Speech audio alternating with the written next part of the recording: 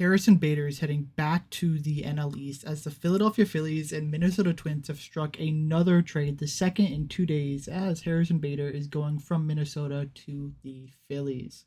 The former Florida Gator has been a solid center fielder, especially on defense, his entire career, and can provide some good offensive value and provides an interesting addition to a Phillies lineup.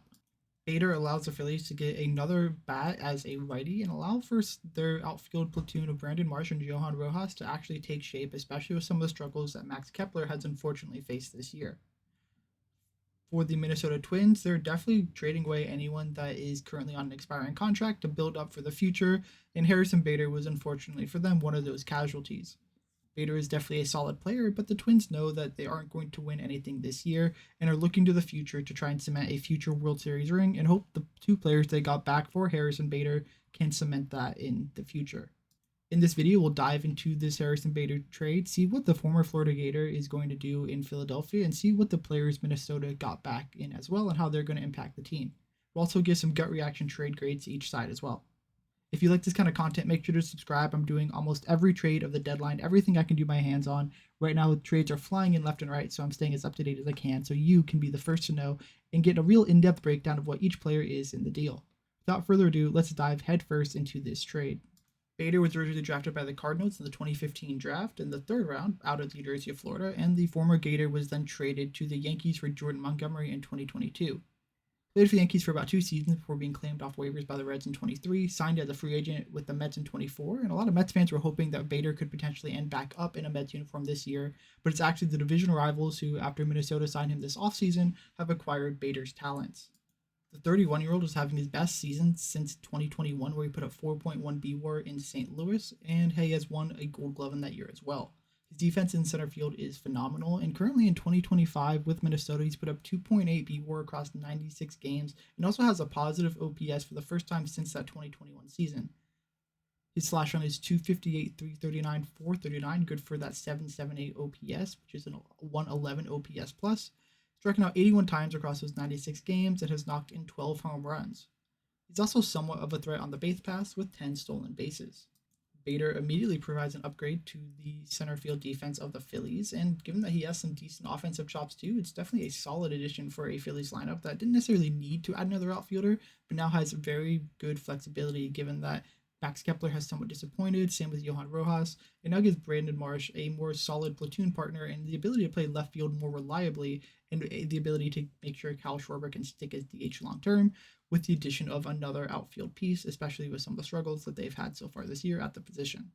Bader is most certainly a solid addition for the Phillies, and Phillies fans should be excited about the fact that he's adding some very nice positive value to your team and strengthening an area that is definitely in need of a little bit of strengthening. The best prospect heading over to the Twins in this deal is outfielder Hendry Mendez, who actually began his career with the Milwaukee Brewers, signing as an international free agent in 2021 before being traded away in the deal that the Phillies sent away Oliver Dunn to Milwaukee. Mendez is a solid player, but probably projects more as a fourth outfielder more so than anything at the next level. He's doing very well in AA though as a 21-year-old lefty. He's 6'3", 175, and currently at AA Reading, he's got a 290, 374, 438 slash line, good for an 808 OPS plus across 85 games. He's also hit 8 home runs. The power is not something that's necessarily his calling card. He's more of just a well-rounded outfielder. He's also got 6 stolen bases, which is definitely solid. One thing that is interesting to note, though, is he does have a very good eye. He's going to be walking a lot, most likely at the major league level should he get there. He's got 40 walks so far in AA in 2025 compared to just 44 strikeouts, which is definitely very promising for his ability to actually make the major league roster and being an impact player. Part of his appeal is the fact that he's very well-rounded. He's an average runner. He's got fringy outfield defense, which means he's basically just serviceable in a corner outfield spot. His hit tool is fine. He's not going to hit for a lot of power, as we've talked about, but he's hit for a decent amount so far in 2025. Again, we're talking 8 home runs, not horrible. So you might get 10 out of him every year. Definitely not a bad player, but he's not a huge upgrade to anything that the Twins could have in their farm system. He's just going to be a nice solid addition. At 6'3" and a lefty, there are some really good traits that he does have in the box and that scouts have been excited about. And given the fact that he is only 21, still some time for him to grow into his body, develop a little bit more, and refine some of those skills. He'll be 22 for the entirety of the next season, so there's definitely a lot to like. He's also put up 90th percentile exit velocities, touching almost 106, but he does ground out a ton. He has a sky high ground ball rate of 56.9.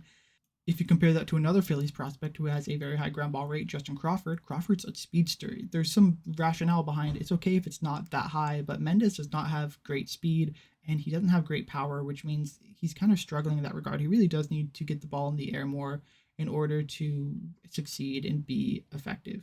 The fact that he's not chasing and not swinging outside the zone is great, but if you're just going to hit ground balls, you're not getting productive at bats. You're less likely to actually go and get the ball in play, drive and runs, which is all important. The fact that he's young and is able to control the strike zone the way he does is great, but if he can't get the ball off the ground, he is likely not going to be anything better than a fourth outfielder or someone you call up and down a little bit. So the Twins are hoping they can unlock that out of Hendry Mendez. I'll be showing you Harrison Bader highlights for Geremy Villoria, the other player going away, because he's only 16, still pitching in the Dominican Summer League, which basically means you're not finding anything about him or any videos of him online, simply because there's very little video that comes out of the DSL that's not recorded by people who are on the front lines at the DSL. So unfortunately, there is no video that I could find of him and actually be able to give you. So Geremy Villoria is still an interesting prospect, though, and at 16, the Twins must have seen something that was really exciting to them.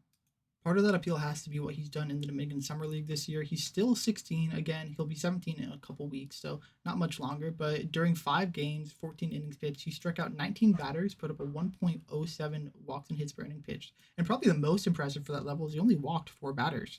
Both the Dominican and stateside complex leagues are known for having guys with sky high walk rates. So the fact he's able to keep the ball in the strike zone and limit damage in terms of walks is definitely something to look out for in the future. The Venezuelan is an interesting prospect, and although there isn't a lot of information you can find on him online, even now as I'm talking, I'm scrolling through reports and Twitter and all the things I can look for to see if I can find anything significant to give you all. But we'll see. He's a lottery ticket, and I think that's something that the Twins can use and develop to their own advantage. Now that we've talked about all these players in this deal, let's go ahead and give each side a grade. For the Phillies, I give this an A minus. I think it's a nice addition, and although I don't love exactly what they gave up, I think Henry Mendez has some potential. I think it's a solid addition, and if they do end up picking up Harrison Bader's 10-year option for 2026, I think this trade looks even better for them. Of course, it all matters what they think. They do have Justin Crawford waiting in the wings, but Kyle Schwarber's a free agent. There's a lot of interesting things that could happen. I think Bader and Crawford are both center fielders in the future, so maybe they push Harrison Bader to a corner outfield and he wins another Gold Glove, which he also did back in 2021 with the Cardinals. Crazier things have happened, so it'll be interesting to see. But Harrison Bader is definitely a solid addition to a Phillies lineup, as they can now go ahead and platoon Brandon Marsh and Johan Rojas, or they can maybe demote Rojas and see what another lefty like Max Kepler's doing. Kepler's unfortunately struggled this year. I highly doubt that he gets DFA'd just based on his contract, but crazier things have happened. So we'll see exactly how they manipulate their roster to do this. Maybe they end up sending Weston Wilson down and keeping 2 outfielders on the roster. Definitely a bunch of options they can decide to do. But I do think this fills in a minor gap. And right now, solidifying your lineup as best you can, knowing that you have some free agents that you kind of need to make sure you're covering for. Yeah, I have no complaints. I think this is a solid trade. I don't love it for them, but I do think it addresses a minor need and will help them out potentially winning a World Series this year. For the Twins, so I'm going to give this trade a B minus. Given that you're able to pick up Harrison Bader's 10-year option for next year, I think makes him extra valuable, and I don't know if I really love what they got. Obviously, I can't tell you a ton about Geremy Villoria. Really, no one can. All you see is that he is a 16-year-old in the DSL, and he didn't walk a lot of guys, which is great. That is a huge plus. But I can't find anything even on his pitch mix, which is really kind of frustrating when you're trying to find out a little bit about a player and trying to disseminate that information. But looking at also what they got in terms of Hendry Mendez, a fourth outfielder just doesn't sell it for me. I really don't think Mendez has a higher ceiling than that. Even if he does improve his defense a little bit and get the ball off the ground, I don't see him as an everyday player. He's a lefty, so yeah, maybe he's a platooner, but still, I just don't see a super high upside. He's currently 17th on the Phillies list, and that is mostly due to the Phillies being somewhat top heavy in terms of their prospect rankings, but I still look at Henry Mendez and he's doing great at AA, but long term, I don't know if that's sustainable at the major league level. And I just don't think he's going to be anything more than a fourth outfielder at best. And when you don't have great defense, that makes it even more difficult to stick as a fourth outfielder. Maybe that at best is a little better and he ends up being a strong side platoon at the bottom of the lineup, which is a fine upside, but I just don't know if they couldn't have gotten something better from a different team, especially with how aggressive the Mets have been with trading their prospects. I don't know. I feel like there could have been something else there. Thank you so much for getting to the end of this video. Make sure to subscribe to the channel if you've gotten this far, and let me know who you think won this trade down in the comments. I'll be doing all of these trade videos as soon as these trades come out, so make sure to be subscribed to stay up to date and in the loop about every trade and every player who gets dealt this deadline.